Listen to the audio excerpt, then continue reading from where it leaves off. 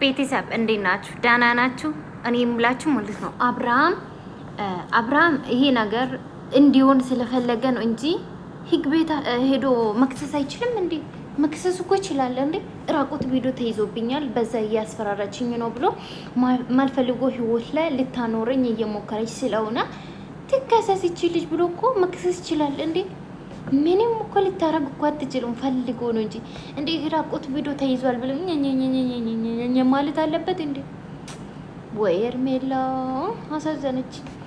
የምር ግን ህግ ቦታ ሄዶ መክሰስ ይችላል። ግጥም አርግቶ መክሰስ ይችላል እንዴ? ምንድን ነው ስልኮቿ ሁሉም ሊፈተሹላ ይችላል እንዴ? ምንድን ነው ራቁት ቪዲዮ ተይዞኛል ይዛለች።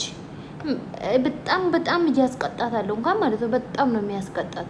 ይህ ነገር ድራማ ሊቀይር ካልፈለገ ካልሆነ ድራማውን ሊቀይር ፈልጎ ሊሆን ይችላል እንጂ እዚህ ቪዲዮ ይዞ እንደዚህ የሚሆን ነገር አይደለም እኮ። የራቆት ቪዲዮ እኮ ነው። በጣም የሰው ህይወት የሚያስጠፋ ነገር አንደኛ ነገር ነው እንዴ። ይቀልዳል እንዴ?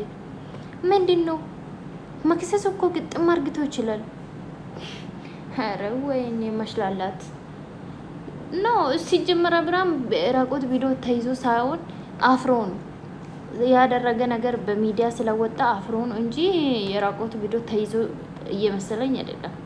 አፍሮ ነው። አሁን ሄርሜላም ይቅርታ እንዲ ታረጋለች። ሰው እኮ ጣጣ የላትም። እንደዚህ ተበድዬ ነው እንደዚህ ሆኜ ነው ምናምን ይላል። ታረጋለች ይቅርታ። ለሷ እኮ ይቅርታ በጣም ቀላል ነው። ስለዚህ ማን ላይ መፍረድ ያለብን እኛ? ማን ላይ?